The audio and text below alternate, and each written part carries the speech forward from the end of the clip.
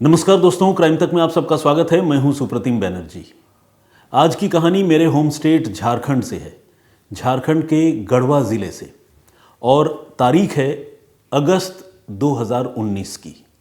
होता यह है कि अगस्त 2019 के किसी एक डेट पर, किसी एक तारीख पर गढ़वा ज़िले से एक नेशनल हाईवे गुजरती है जिसका नंबर है 75।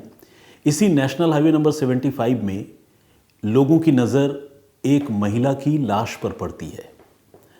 चूंकि लाश जो है वो हाईवे पर पड़ी है और आसपास काफ़ी सारा खून भी बिखरा हुआ है, तो देखकर ये लगता है कि ये मामला एक्सीडेंट का है।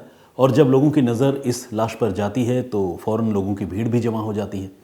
इसके बाद लोग पुलिस को इन्फॉर्म करते हैं, पुलिस मौके पर पहुंचती है और पुलिस जो है उस डेड बॉडी को रिकवर करके पोस्टमार्टम के लिए भेजती है। साथ ही आसपास के लोगों से बातचीत भी करती है कि कोई ऐसा चश्मदीद जिसने इस महिला का एक्सीडेंट होते हुए देखा हो, या कोई ऐसी बात सुराग, किसी ने कोई गाड़ी देखी हो। लेकिन पुलिस की ये कोशिश जो है वो नाकाम हो जाती है, क्योंकि वहाँ पुलिस को ऐसा कोई भी आदमी नहीं मिलता जो ये कहे कि उन्होंने इस महिला का एक्सीडेंट होते हुए देखा है। लेकिन जिस तरह से लाश सड़क पर पड़ी थी, जिस तरह से खून बिखरा हुआ था, वो देख कर लग तो यही रहा था कि मामला एक्सीडेंट का है। तो खैर, जैसा कि मैंने आपको बताया, पुलिस ने डेड बॉडी को रिकवर किया, पोस्टमार्टम के लिए भिजवाया और इस महिला की पहचान पता करने में जुट गई। क्योंकि पहचान पता करने से घर वालों से बात होती और फिर ये भी पता चलता है कि महिला कब घर से निकली थी, कहाँ जा रही थी, कैसे एक्सीडेंट का शिकार हुई, कुछ आइडिया पुलिस को लगता। तो पुलिस ने महिला की पहचान फाइनली पता कर ली। उसका नाम सारा है, सारा था। तो सारा की उम्र तकरीबन 23 साल की थी। और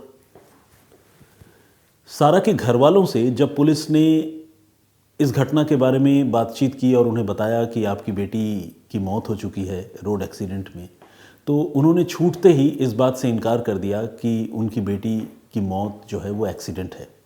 घर के सारे लोग ये कह रहे थे कि ये हो ही नहीं सकता कि उनकी बेटी का एक्सीडेंट हो जाए और ये मामला कत्ल का है, जबकि एक्सीडेंट तो किसी के साथ भी कहीं पर भी हो सकता है। लेकिन घर वाले बहुत रिलक्टेंट थे और वो बार बार इस बात पर जोर दे रहे थे कि ये मामला कत्ल का ही है। घर वालों के साथ साथ जो उनके परिवार के पड़ोसी थे, मतलब गांव के लोग थे, वो भी इस बात को दोहराने लगे कि सारा की मौत जो है वो रोड एक्सीडेंट का नतीजा नहीं बल्कि कत्ल का मामला है। अब पुलिस इन बयानों को तो दर्ज करती जा रही थी, लेकिन पुलिस को सबूत की दरकार थी। तब तक सारा की पोस्टमार्टम रिपोर्ट सामने आ गई और आपको जानकर आश्चर्य होगा कि सारा की पोस्टमार्टम रिपोर्ट में भी डॉक्टरों ने कत्ल की तरफ ही इशारा किया था। डॉक्टरों का ये कहना था कि सारा के सिर पर किसी भारी चीज़ से घातक हमला किया गया, जिसकी वजह से उसकी मौत हुई। और जिस तरह से हमला किया गया, इस तरह की चोट आम तौर पर एक्सीडेंट के मामलों में नहीं बनते हैं, बल्कि अगर कोई डेलिबरेटली किसी को हिट करे किसी हेवी ऑब्जेक्ट से, तब जाकर इस तरह के निशान जो है स्कल पे, खोपड़ी पे बनते हैं, जिस तरह के निशान सारा के सिर से हमें मिले हैं। तो ये मामला पोस्टमार्टम रिपोर्ट के मुताबिक भी कत्ल का ही था। तो पुलिस ने इस सिलसिले में रिपोर्ट दर्ज की और पुलिस अब कातिलों की तलाश करने लगी। घर वालों से पुलिस पूछताछ कर रही थी, लेकिन घर वाले किसी कातिल का नाम नहीं ले पा रहे थे। लेकिन वो इस बात को मानने के लिए भी तैयार नहीं थे कि ये मामला एक्सीडेंट का है। तो अपने आप में एक अजीब सी बात थी, क्योंकि घर के लोग कत्ल की बात तो बता रहे थे लेकिन किसी पर शक नहीं जता रहे थे। तो खैर, पुलिस जो है इस मामले की तफ्तीश करती रही और पुलिस ने तफ्तीश करते हुए ये तय किया कि वो सबसे पहले सारा के घर जाएगी और उसके बाद उसके घर की अच्छी तरह से तलाशी लेगी। पुलिस सारा के घर पहुंची, चप्पा चप्पा, कोना कोना छान मारा और फिर सारा के कमरे में भी पहुंची। वहाँ से पुलिस को कोई ऐसा सुराग, कोई ऐसी चीज़ शुरुआती छानबीन में तो नहीं मिली। लेकिन जब पुलिस ने एक एक चीज़ खंगाली, सब टटोला देखा, तो पुलिस को सारा के कमरे से मोबाइल फ़ोन का एक सिम कार्ड मिला। पुलिस को लगा कि चलो सिम कार्ड ही सही, इस सिम कार्ड से सारा के कातिलों को ढूंढने की कोशिश करते हैं। हालांकि कोई बहुत ज़्यादा उम्मीद इस मामले की तफ्तीश में पुलिस को नज़र नहीं आ रही थी, क्योंकि सिम कार्ड से क्या मिलता है, ये सिम कार्ड किसका है ये भी क्लियर नहीं था। तो खैर, पुलिस ने उस सिम कार्ड का नंबर पता किया कि नंबर क्या है, मोबाइल नंबर, और फिर उसकी CDR यानी कॉल डिटेल रिकॉर्ड निकलवाई।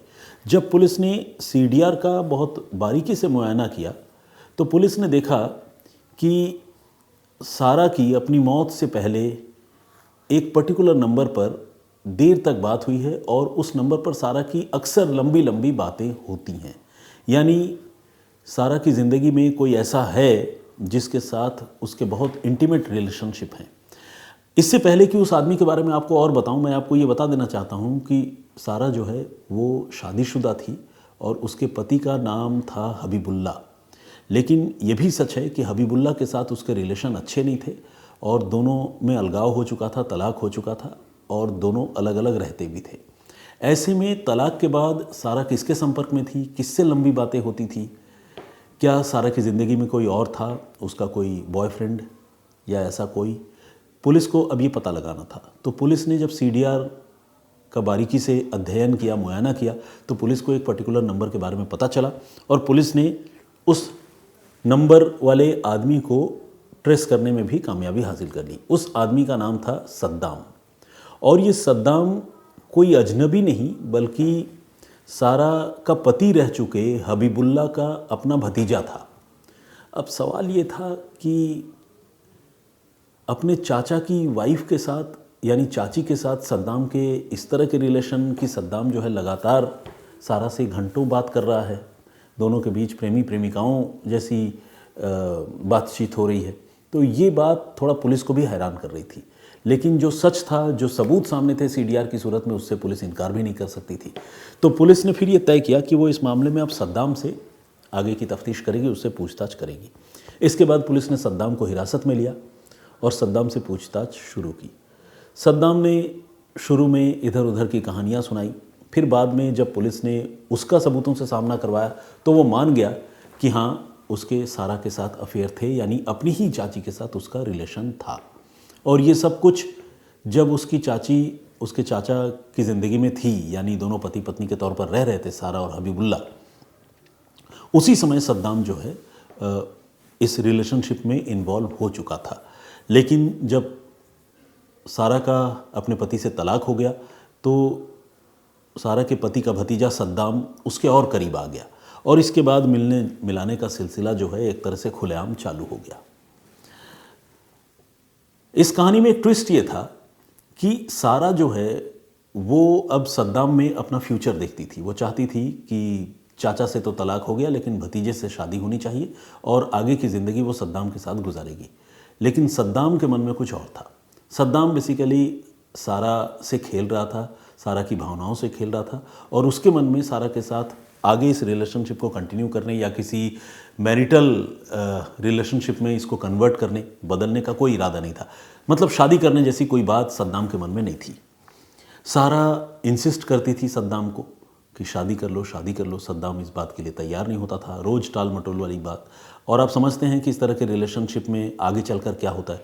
होता यह है कि फिर धीरे धीरे ये सारी चीज़ें कड़वाहट में तब्दील होती जाती हैं। तो सारा और सद्दाम के बीच में भी शादी के मसले पर अब बीच बीच में लड़ाइयाँ होने लगी थी। ऐसे में एक रोज़ अगस्त के महीने में ही सद्दाम ने सारा को ये दावत दिया, ये कहा कि चलो तुम रोज़ शादी के लिए कहती हो, आज कोर्ट मैरिज कर ही लेते हैं। सारा को अपनी कानों पर यकीन नहीं हुआ। उसे लगा कि अरे सद्दाम अचानक क्यों राज़ी हो जाएगा, उसने तो सोचा ही नहीं था। लेकिन उसके लिए ये बहुत खुशी का दिन था और सारा जो है बहुत खुशी खुशी पूरी तैयारी के साथ सद्दाम के साथ अपने घर से निकल पड़ी कोर्ट मैरिज करने के लिए। लेकिन तकदीर को या होनी को, या मैं यूं कहूं कि सद्दाम को कुछ और ही मंजूर था।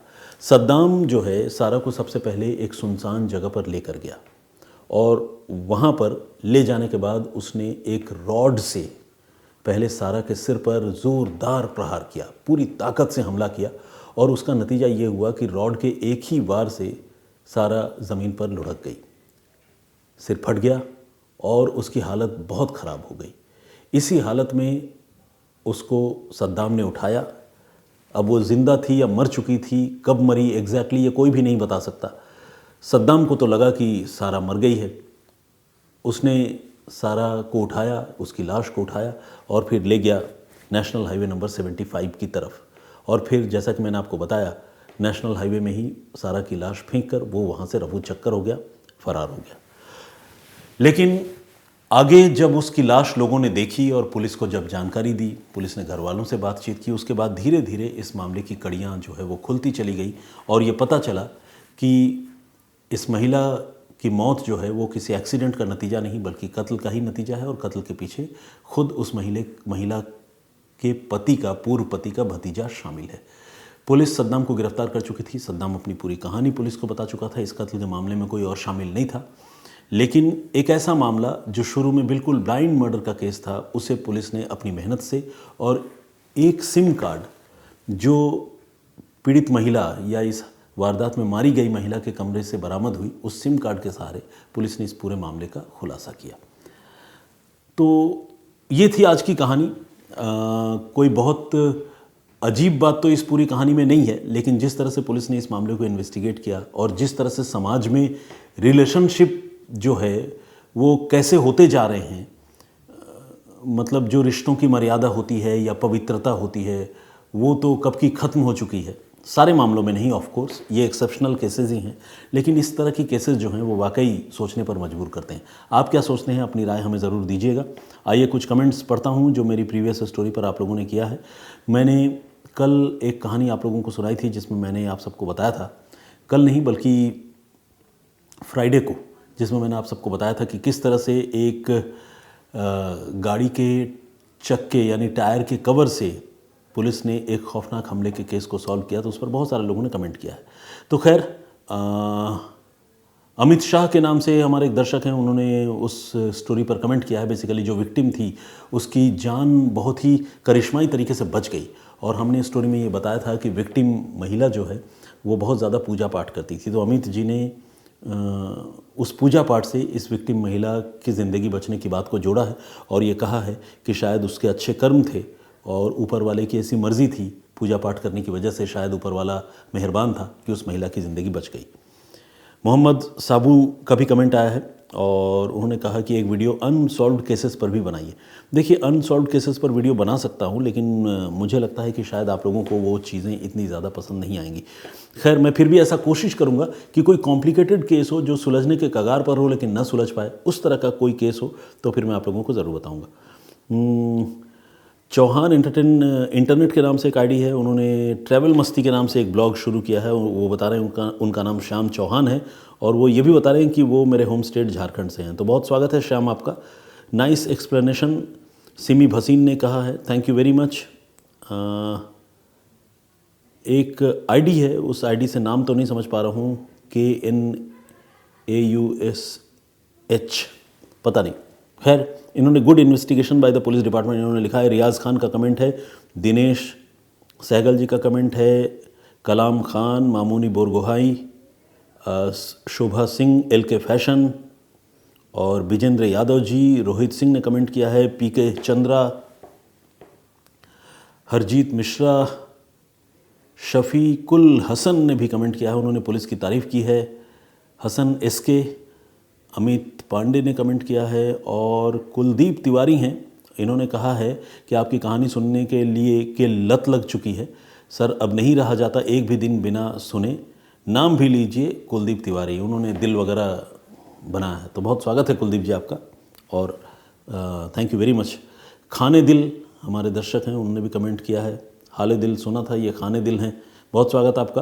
काके चौधरी जी, इन्होंने राम राम कहा है, मेरी ओर से भी राम राम, बहुत बहुत स्वागत आपका। दीदारुल बापू जी, और उन्होंने उस कहानी पर बड़ी हैरानी का इजहार किया है जो मैंने प्रीवियस स्टोरी आप लोगों को सुनाई थी।